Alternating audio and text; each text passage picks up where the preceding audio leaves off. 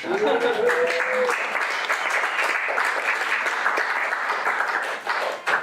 we're here to examine a very old story, a very troublesome story, the story of a man named Job. Now, a lot's been said about this. There's a lot of disagreement on this. There's a lot of strong feelings about this. We're very lucky to have with us tonight maybe the foremost authority on this story, certainly the last remaining eyewitness, Satan. And so it's my pleasure to introduce a man who's originally known as El Satan. His Hebrew name is El Satan. Now, El Satan, as many of you probably know, originally means the adversary. It has sort of a lawyerly connotation. It means the opponent, one who advocates, one who opposes. So it's nothing to do with the fire and brimstone incarnation of evil that we now think of as Satan. It's really just someone who represents an alternate point of view. So, as I said, Satan is an expert on this story, and his role in the story, he enters a well-ordered scene, a scene of a just and ordered world in which a righteous path is clearly laid out, and it brings rewards in this life. And Satan comes, and he simply represents an alternate point of view. Says, what if goodness doesn't bring rewards? What if there is no justice? And what if the right path is hidden? These are very straightforward questions, but pondering them sends ripples through the whole way we look at the world, and we still feel them today. So, like any good attorney, Satan chooses the most simple, straightforward path to represent his point of view. His most simple, vivid argument. And in this case, it's just a simple wager with God. And this wager involves the man we're talking about named Job. And the results of this wager seem to prove Satan's case conclusively. And we leave feeling that the argument's settled. But as one of Job's friends in this story says, how forcible are your right words, but what do your arguments prove? And so by the end of the story, we're forced to consider, if righteousness has no reward, persecution has no just cause, if the righteous path is hidden, does that disprove goodness in the world? Can there be value in faithfully trusting in goodness and love in the face of overwhelming evidence against them? These sound like ridiculous questions, but the unfolding of the story forces us to at least consider their credibility. So we'll see for ourselves. So, without further ado, I introduce to you our master of ceremonies for the evening, the much derided, much panned, the victim of much mischievous misinformation, but he actually be quite likable once you get to know him, Satan.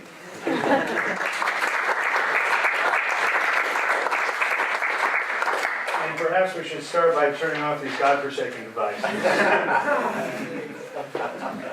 Thank you for the lovely introduction. I am indeed El Satan, which means the adversary, the adversary, the advocate. It's a professional title, it's not a name. Somehow I've gotten stuck with this nickname over the years. There's nothing I can do seemingly to shake it. But we're here tonight to look at an old case of mine in which I once again am cast as the villain. This in spite of the fact that in this story God behaves much worse by far than I do. But we will get to that. First let me tell you how this story goes. And I will just say that as I tell you this story, I will sometimes refer to God with the pronoun he and sometimes she, so that we don't offend anybody. This happened a long time ago. Now, as long as I have known God, God has always had the desire to feel that she is all-knowing, all-good, that she does right by everyone. This is a wonderful sentiment. But God has a lot on her plate, and she knows as well as anyone else out there that she can't possibly keep up with the good times for everyone all at the same time. We all know that once in a while something has to give, and this is one of these times. So, one day, God and I are hanging out. And God says to me, out of the blue, she points out her servant Job. And she says, look at my servant Job. He truly believes God to be an all-good, all-just, all-wise God. And God is taking this as some sort of evidence that she is, in fact, all-good, all-just, and all-wise, simply because Job is so pious. Rather than Job's piousness being the result of garden variety gratitude for having basically everything he wants. Job has everything he wants. So I point out the most rudimentary flaw in God's logic. I don't point out how many of Job's neighbors are suffering, even some of the pious ones. I don't even point out that many of the servants of Job might also be suffering so that Job can have this wonderful life. All I do is I point out to God that maybe the reason that Job has this high opinion of God is because he has everything he ever wants and he could ever want, and that maybe if some of these things were taken away, his piety might vanish or at least diminish. So God says, no way, this is not going to happen. And we place a bet. And the bet says that I can inflict suffering on Job. I can take away all these great things that he has in his life. I can do anything I want to Job except for inflict bodily harm on him. I cannot kill him. And we both get to watch and see if he remains faithful. Now, in the end, it turned out badly for God. He came out of the whole thing pretty angry. He proved all my points for me without my having to say another word, but that's my view of things, and we'll leave that for a little later on. I'm going to walk you through everything that happened. Let us start with the good times. Job has thousands of sheep, hundreds of oxen, 10 children, servants, a wife, a big house, good times all around. Just imagine it.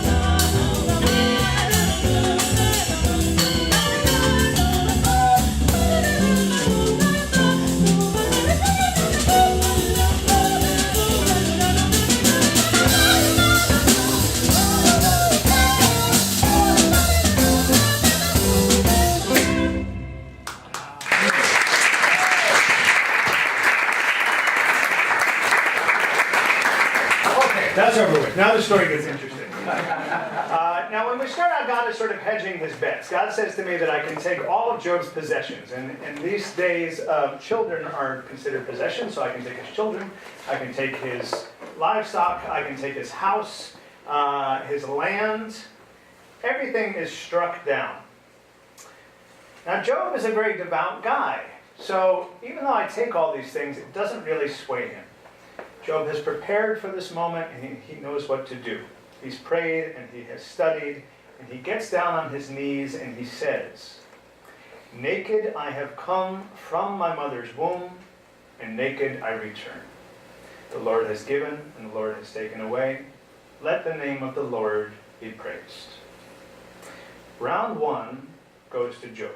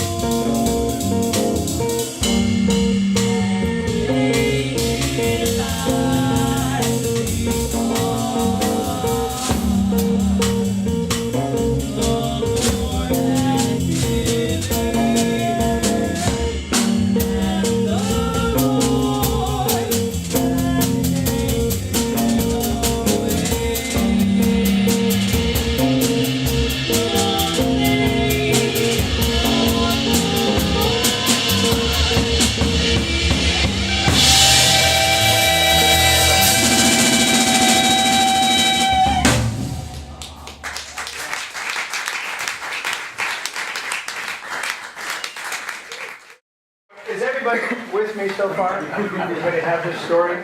Things are going poorly for Job. He's suffering. All these things are being taken from him, and yet he's still pious. Job, the Lord hath given, the Lord hath taken away. So, in my role as the advocate or the adversary, I say to God, well, human beings are essentially animals. And you can take all these things away from a human being, but if you really want to affect some sort of behavioral change, you have to sort of hit a human or an animal where they hurt the most. You have to affect them in a bodily way. So, it doesn't take too much convincing. God sort of knows that I'm right. So I hit Job with some nasty boils. And these are boils that cover him from head to toe. They're bleeding, itching, horrible boils. And this really does the trick. Because in about 3 days, as Job is picking his boils with a piece of broken pottery, just to distract himself from how much it hurts, his wife comes and tells him that he should really come around and curse God. And some would say that what happens next is debatable. Job curses the day he was born. Says it would have been better if he had never been born. Now, to me, that is a pretty clear cursing of your Creator. But I understand legalisms just as well as anyone else, and I see that Job isn't technically cursing God here. Some say that he never did. What he definitely does do, though, is he develops a serious and vocal dissatisfaction with his situation. And he comes to have a lot of very pointed questions for his Creator. This all comes a little bit later, but first we just hear Job imploring that his suffering won't go forgotten, that it won't be in vain somehow. It's pure pain here. He says, my face is red with weeping. Deep shadows ring my eyes, yet my hands have been free from violence. My prayer is pure. Then comes the kicker. He says, O earth, do not cover my blood. May my prayers never be laid to rest.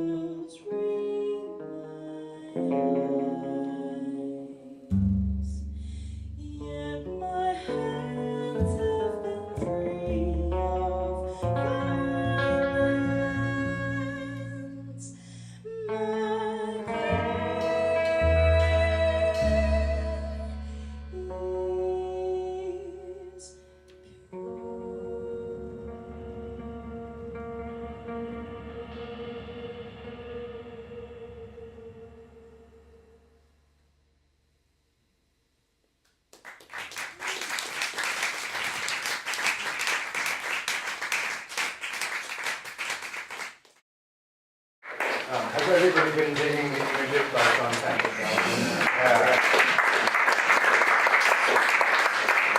Right, so I almost forgot.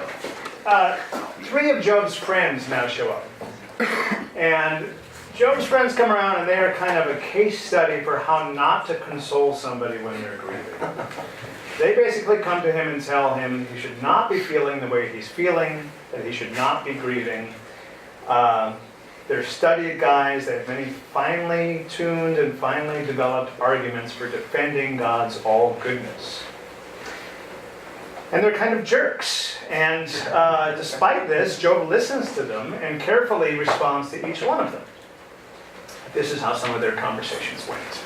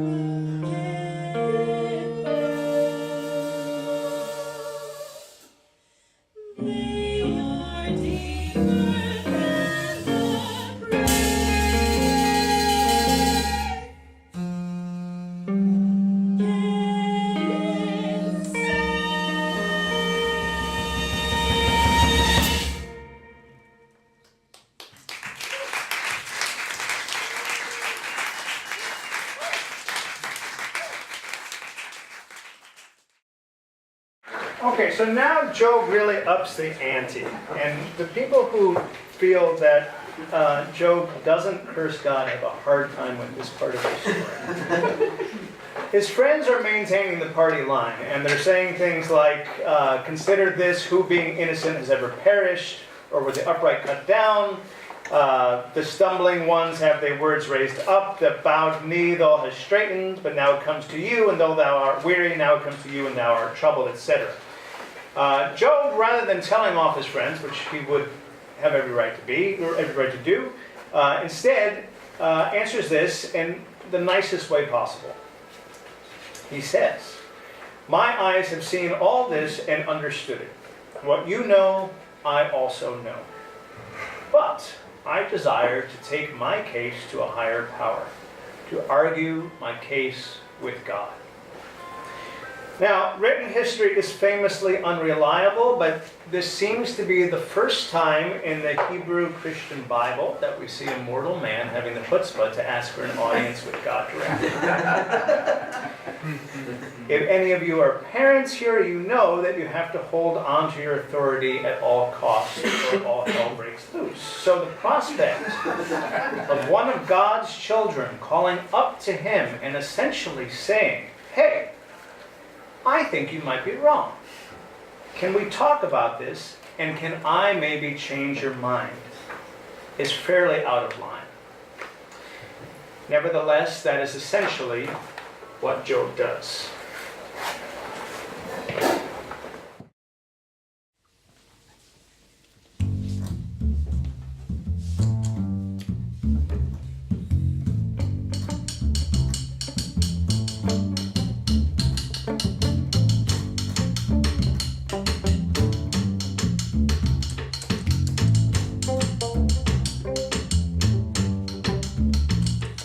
Consider this.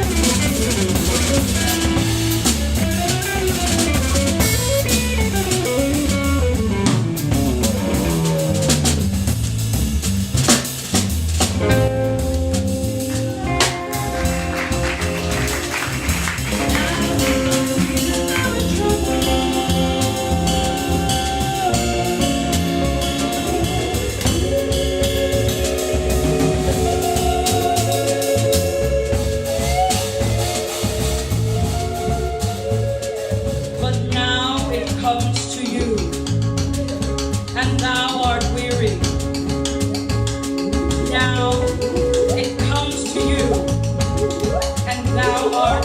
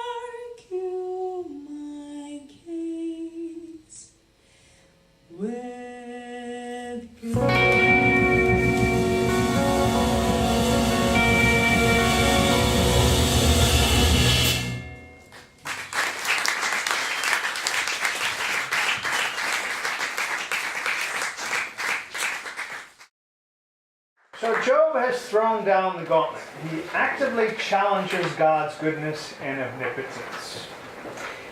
And at this point, God kind of loses her cool. She pulls the parental equivalent of taking away a toy that two children are fighting over. It's like this. Job and his friends are arguing in circles about God's goodness and justice and how to be righteous. And God shows up and just says, okay, stop all this fighting. No one gets to be right, and no one gets to tell me about my nature. Now be quiet. And they shut up. And she says, who is this who darkens my counsel with words without knowledge? Do you know where the light comes from? Can you show darkness the way home?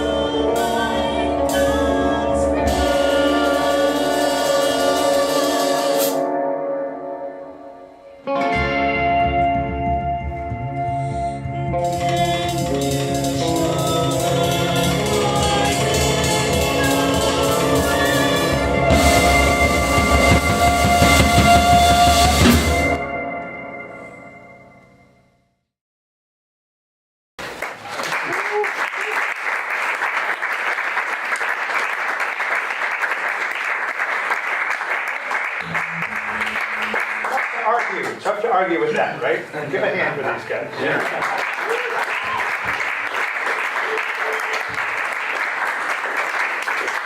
Okay, so now God does something really unexpected. And if this were a real court of law, I think it would be enough to have the case thrown out entirely. This is God's unexpected move. God is up there in her thundercloud. She rebukes Job's friends and says that they have spoken wrongly in defending her to Job. Then, in her thundercloud, she turns to Job and says that he has spoken rightly, once he apologizes, of course, and that all of his questioning of her justice and wishing that she had never created him is good. She comes and says that it is all okay. In fact, it is more okay than maintaining the party line, as his friends had did. Which may or may not help my case. I mean, it certainly doesn't refute my case. So look, God is saying that Job acted rightly in questioning, 1, the goodness of the world. 2, the justice in life. And 3, the findability of the right path. These are all questions that undermine the very definition of himself that God is trying to defend. God essentially proves my point for me, without ever acknowledging that he does, of course. So, we end up on the same side, which was not my design. And I have to admit, it makes it a little hard to say who won. I mean, the whole reason that I inserted myself into this story, my whole role in this narrative, and indeed my very nature and my name, is to oppose God. To set myself in opposition to what I believed his nature and his will to be. And it seems that I ended up not in opposition at all. So, what does this mean? Does it mean that God came to my side? Or was I never against him at all?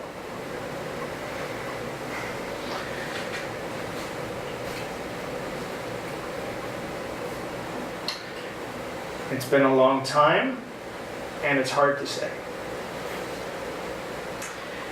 Here is what Job and God had to say to one another at the very end. What shall I say to you?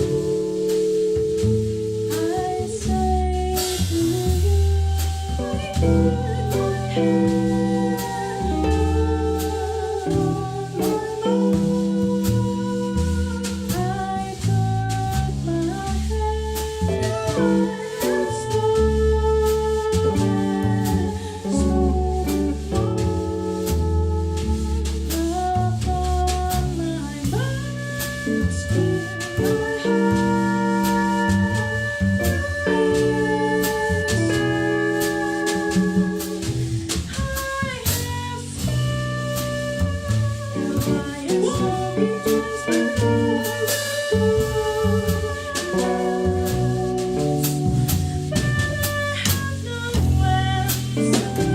his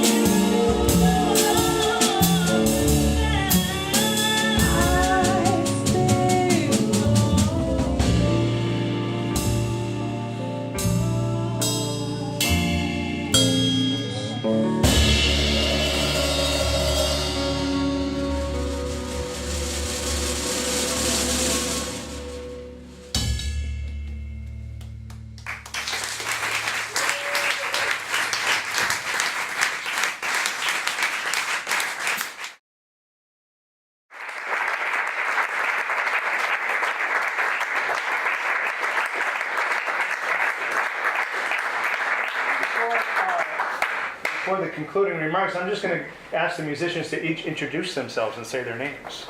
My name is Yoon Choi.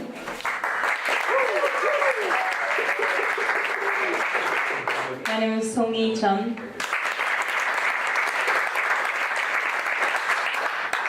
I'm Nathan Elnenbell. Chef Miles. My name is Daniel Nathan Loomis.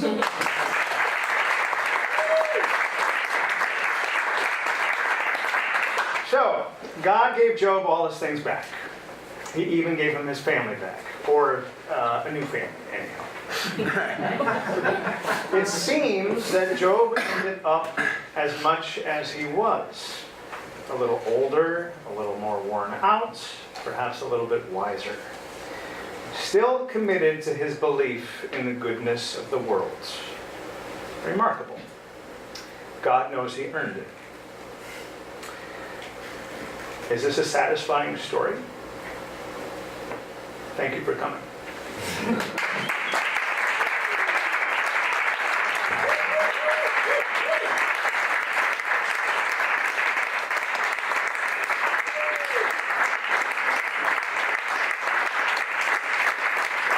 Ladies and gentlemen, Sean Gallagher. Howard Richmond.